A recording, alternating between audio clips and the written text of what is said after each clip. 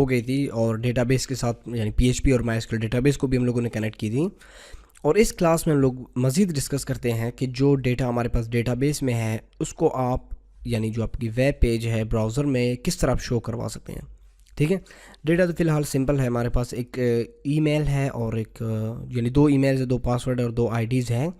इनको हम इस वेब पेज पे यानी पीएचपी के ज़रिए आप किस तरह इनको शो करवा सकते हैं यानी फेच करवा सकते हैं। ठीक है, तो फर्स्ट ऑफ ऑल ये होने दे यहाँ तक। तो अगर सपोज़ कनेक्शन में कोई प्रॉब्लम आती है तो ये हमें बता सकता है कि कनेक्शन एरर, ये चीज़ें यहाँ पे मौजूद है। इसके बाद हम लोगों ने फर्स्ट स्टेप क्या करना है, देखिए मैं इसको रिमूव करता हूँ। अगर सपोज़ कनेक्शन में कोई भी प्रॉब्लम आता है, इस बार कोई प्रॉब्लम नहीं है इसमें, अगर कोई प्रॉब्लम है तो ये आपको बता देगी। Okay, it's working well. तो फर्स्ट थिंग इज़ फर्स्ट, आपने करना क्या है, एक आम से लोकल से वेरिएबल बनानी है आपने, जैसे कि कुछ लोग बनाते हैं लेकिन स्टैंडर्ड तरीके से एसक्यूएल क्यूरी के नाम से, क्यूरी के नाम से, और भी बहुत से, लेकिन लोकल वेरिएबल आप कोई भी इसको नाम दे सकते हैं। सपोज़ मैं एक वेरिएबल बनाता हूँ क्यूरी के नाम से इक्वल्स टू, अब इसके अंदर एक क्यूरी में स्टोर करूँगा। क्यूरी बेसिकली यहाँ पे भी आप लगा सकते हैं, जो एसक्यूएल है यहाँ पे भी। सपोज़ क्यूरी हम लोग आमतौर पर यूज़, ये देखिए सेलेक्ट, ये सेलेक्ट देखिए कैपिटल में लिखी हुई है, ये एक स्टैंडर्ड तरीका है, आप इसको छोटे उसमें भी लिख सकते हैं, कोई प्रॉब्लम नहीं है। ठीक है, सेलेक्ट, ये स्टार का क्या मतलब होती है, इसका मतलब ये होता है कि ऑल फाइल यानी तमाम फाइल या तमाम चीज़ें सेलेक्ट कर लो फ्रॉम, ये देखो फिर सिंगल आई थिंक कोट्स जैसे लगे हुए, all select all files from users, यानी यूज़र से तमाम फाइल सेलेक्ट कर लो, वेयर वन यानी फर्स्ट उसको तमाम फर्स्ट्स को सिलेक्ट कर लो, चाहे आईडी हो, ईमेल हो, पासवर्ड हो। खैर ये तो हम बाद में यानी इन चीज़ों को और भी मज़े से डिस्कस करते हैं, यानी और भी चीज़ें इसमें अच्छी चीज़ें हैं। अच्छा, कनेक्शन एरर, ठीक है। सबसे पहले है वेरिएबल क्यूरी, और इसके अंदर अब मैं एक क्यूरी स्टोर करता हूँ, वही सेलेक्ट। ठीक है, आप इसको छोटे बीसी में मैंने आपसे कहा था कि लिख सकते हैं, कोई प्रॉब्लम नहीं, लेकिन आप इसको अगर सेलेक्ट जो वर्ड्स होते हैं इसके अपने, वो अगर आप कैपिटल में लिख लें तो वो सही होगी। सेलेक्ट स्टार यानी ऑल फाइल्स, तमाम फाइल्स फ्रॉम, अब अपने डेटाबेस के अंदर, डेटाबेस आपके साथ कनेक्ट है, आपको पता है कनेक्शन भी बनी हुई है, डेटाबेस भी कनेक्ट है स्कूल के नाम से।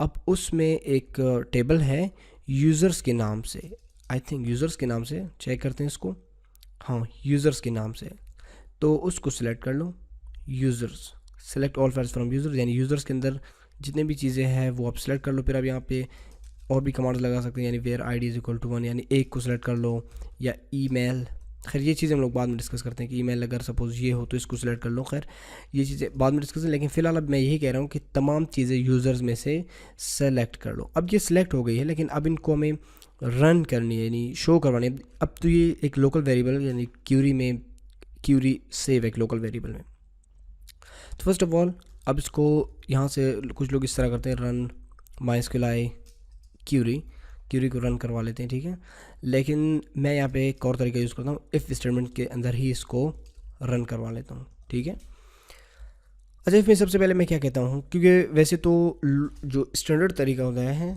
यानी आम तरीक़ों से हम इसको लूप करते हैं। ठीक है, इस चीज़ को लूप करते हैं ताकि इसमें जितने भी डेटा हो तमाम सीक्वेंस के साथ शो हो, लेकिन मैं इस बार इस इफ़ स्टेटमेंट यूज़ कर रहा हूँ। एक दोबारा एक लोकल वेरिएबल लेता हूँ सपोज रिजल्ट के नाम से, और उसमें कहता हूँ कि माई एसक्यूएल क्यूरी, यानी लिंक को तो खैर मैं इस वजह से लगा रहा हूँ कि ये कनेक्शन के लिए क्योंकि एसक्यूएल है। अच्छा, मैं कह रहा हूँ कि रिज़ल्ट के अंदर इस क्यूरी को, यानी ये जो query select all files from, इसको रन कर लो इस वेरिएबल के अंदर। ठीक है, अब ये वेरिएबल के अंदर रन हो रहे हैं।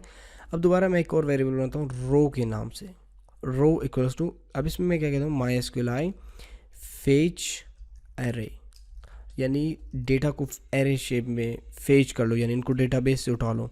कौन से डेटा को, जो रिज़ल्ट में, अब रिज़ल्ट में आपको पता है क्या हो रहा है, बेसिकली ये पूरा क्यूरी स्टोर है, तो यानी ये रिज़ल्ट, यानी आप यही कह सकते हैं कि रन भी हो रहा है और ये क्यूरी भी इसमें स्टोर है, तो तमाम डेटा फेच होंगे यानी शो होंगे। अब भी बेसिकली शो नहीं हो रहे जब तक आप, सपोज़ मैं इसको इको करता हूँ तो लाइन 15, ठीक है, इसमें प्रॉब्लम आ रहा है। अच्छा, इसको अगर मैं कुछ इस तरह कर लूँ, सबसे पहले तो मैं इस तरह करता हूँ, प्रिंट अंडरस्कोर और इसमें वेरिएबल रो को वो करता हूँ। ठीक है, अब तमाम चीज़ें आप देख सकते हैं एरे की शेप में आपको नज़र आ रहे हैं। देखें जो इसकी अगर आईडी नंबर 0 से स्टार्ट हो रहे हैं और 1 है, बेसिकली एरे 0 से स्टार्ट होगी, और आईडी भी वही 1 है। फिर दूसरा कीवर्ड क्या है, यानी आप 1 लगा ले या ईमेल लगा ले, ठीक है।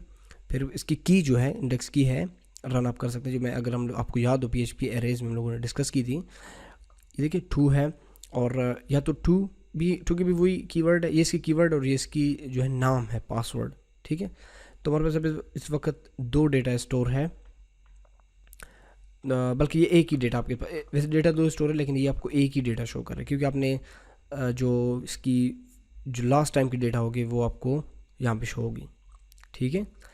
यहाँ पे आप देख सकते हैं कि पूरा डेटा आपके पास शो हो रही है।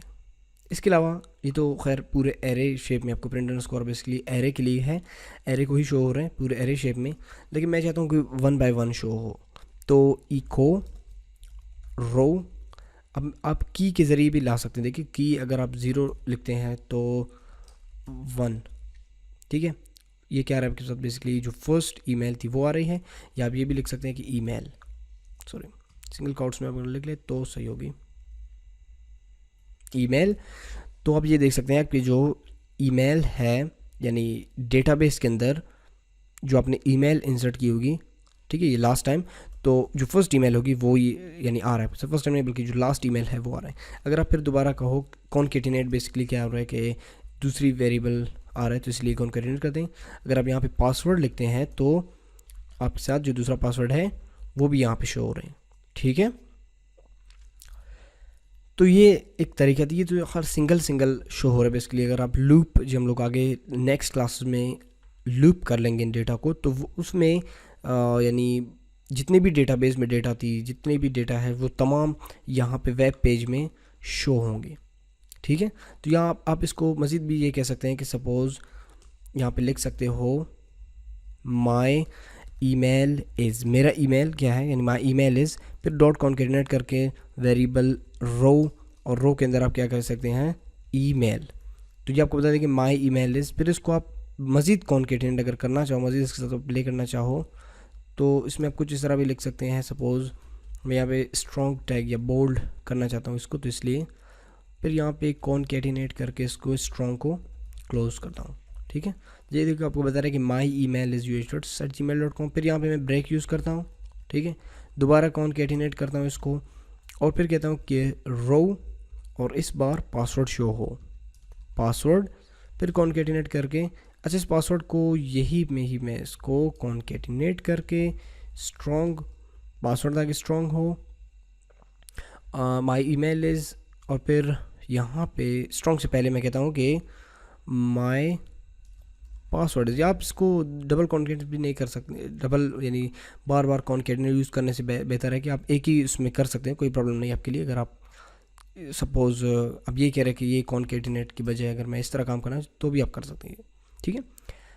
अच्छा इसके बाद यहाँ पे भी लिख सकते हैं कि माई पासवर्ड इज़, जो आपका पासवर्ड इस रो वेरिएबल में जो पासवर्ड शो होगी वो होगी, देखो माई ईमेल इज़, और ये आपका पासवर्ड है जो डेटाबेस में शो हो रही, ठीक है।